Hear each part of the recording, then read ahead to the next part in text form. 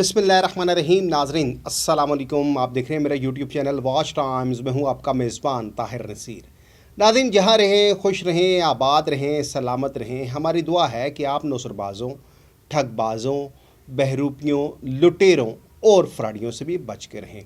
नाज़रीन, mag ventures के CEO Syed Mohsin के ऊपर बात करूँगा। साथ उनके जो राइट और लेफ़्ट में जो लोग हैं, आपको मालूम है राना फयाज़ है, मोहम्मद जावेद है, आतिफ़ है, साजिद चीमा है, उज़्मा ख़ान है, इमरान है, दीगर और कई लोग हैं। आतिफ़ की अहलिया निदा है। आज मैं सिर्फ प्रोग्राम करूँगा कि आपको बताऊँगा कि मैग वेंचर्स के CEO सैयद मोहसिन इससे कबल क्या करते थे। मैंने आपको कहा कि उन्होंने तो मेरी फैमिली का डाटा लीक करके जिस हद तक वो जा सकते थे वो गए, लेकिन ताहिर नसीर किसी की ज़ात के ऊपर कीचड़ नहीं उठा लेगा।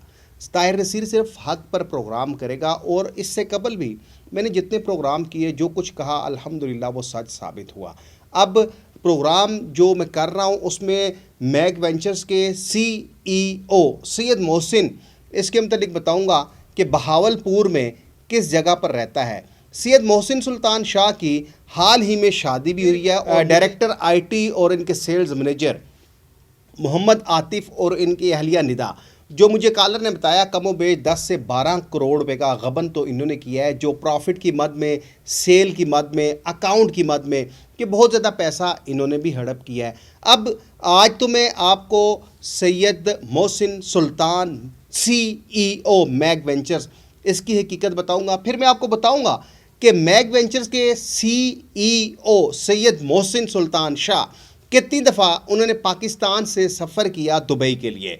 फिर मैं आपको ये भी बताऊंगा कि सैयद मोहसिन सुल्तान शाह जो मैग वेंचर्स के CEO हैं, इनके 2 भाई हैं और वो भाई कहाँ पे गड़ी साज का काम करते थे। फिर मैं आपको प्रोग्राम में आगे चल के ये भी बताऊंगा कि सैयद मोहसिन सुल्तान शाह जो मैग वेंचर्स के CEO हैं, उनको बॉडी बिल्डर बनने का शौक़ था। बॉडी बिल्डिंग की मद में इनको कहाँ पे कौन कौन फंडिंग करता रहा। फिर दुबई में जो मेन करैक्टर है मैग वेंचर्स का, जो मेन नौसरबाज है कासम अवैस संधू, सिकंदर ज़िया संधू, उनके साथ इनका टाकरा कैसे हुआ। मैं आपको ये भी बताऊंगा कि मैग वेंचर्स के CEO मोहसिन सुल्तान के वालिद, इनके 2 भाई अब इस वक्त कहाँ पर हैं। FIA national cyber crime investigation agency में इन लोगों के ख़िलाफ़ दरख्वास्तें दी जा रही हैं, इंक्वायरीज़ मार्क हो रही हैं और आपको बहुत जल्द मालूम होगा कि मैग वेंचर्स के CEO सैयद मोहसिन सुल्तान शाह गिरफ़्तार हो चुके हैं। ये मैं आपको बड़े दावे से कह रहा हूँ। अभी तक वो पाकिस्तान में हैं और क्योंकि उनको CEO बनने का बहुत ज़्यादा शौक़ था। मैं अक्सर अपने प्रोग्राम में कहता हूँ कि जब आप पाओ शापर में किलो की चीज़ डालोगे तो वो शापर फट जाएगा। वही सूरत हाल मैग वेंचर्स के CEO सैयद मोहसिन सुल्तान के साथ हुआ, क्योंकि ये एक गांव देहात का था और अंडर मैट्रिक था। इसको जब गनमैन मिले, इसको जब V8 मिले, इसको जब डाले मिले, तो इसने सोचा कि यार यही ज़िंदगी है, तो लिहाजा जो कुछ कमा सकता हूँ मैं कमाऊँ। क्योंकि सैयद मोहसिन सुल्तान शाह को बॉडी बिल्डिंग का बहुत शौक़ था। इस्लामाबाद के बहुत से इनके दोस्तों ने भी मुझसे रब्ता किया है और उन्होंने बहुत सी हकीकतें बताई हैं। वो आने वाले दिनों में वक्तन फ़वक्तन प्रोग्राम में लेंथी नहीं करूँगा। मैग वेंचर्स के CEO सैयद मोहसिन सुल्तान शाह बहावलपुर में जहाँ पे रहते हैं, इनके ID कार्ड के ऊपर जो एड्रेस लिखा है वो उस एड्रेस पे नहीं रहते, बल्कि ये आप बहावलपुर फरीद गेट, शाही बाज़ार, वहाँ पे फूलों वाला चौक है, सराफा मार्केट है, और जिस गली में ये रहते हैं उस गली को फट्टों वाली गली कहा जाता है। वहाँ पे आप जाएंगे तो वहाँ पे सिर्फ एक इनके बहनोई साहब रहते हैं और वो भी जहाँ पे काम करते हैं वहाँ तक भी मैं पहुँच गया हूँ, लेकिन उनके साथ मेरा कोई लेना देना नहीं है। मेरा लेना देना कंपनीज़ के साथ है, मेरा लेना देना इन नौसरबाज़ों के साथ है जो पाकिस्तानी मजबूर आवाम को बेवकूफ़ बनाते हैं। अच्छा, ये मैग वेंचर्स के CEO सैयद मोहसिन के मतलब मैंने आपको बताया कि फरीद गेट बहावलपुर में, शाही बाज़ार, फिर वहाँ पे फूलों वाला बाज़ार, सराफा मार्केट और फट्टों वाली गली, आप किसी से पूछेंगे वो आपको बताएगा उस गली में इन मौसूफ का घर है। और इनकी जो शादी हुई है वो मार्च अप्रैल में हुई है। कि ये कोई काम वगैरह नहीं करता था, इसको सिर्फ बॉडी बिल्डर बनने का शौक़ था। और उस दौरान ज़ाहिर बात है जब आप कहीं पे गेम करते हैं तो इन्वेस्टर, आपको मालूम है कि खिलाड़ियों के ऊपर दाव पेश लगाते हैं, पैसा लगाते हैं। फिर ये दुबई गए और दुबई में इनकी मुलाकात हुई قاسم اویس سندھو اور اسکندر ضیاء سندھو سے. یہ میں بات آپ کو بتا رہا ہوں تقریباً 2022 کے لگ بھگ کی کہ ان کا سفر پاکستان سے انہوں نے کب ایگزٹ کیا, کب واپس آئے, وہ ایک علیحدہ چیپٹر ہے. لیکن فرید گیٹ, شاہی بازار, پھٹوں والی گلی, پھولوں والا چوک, صرافہ مارکیٹ, یہ 5 نشانیاں میں نے آپ کو بتا دی ہیں. پھر سید محسن سلطان کے والد کے متعلق میں نے بتایا گھڑی ساز تھے.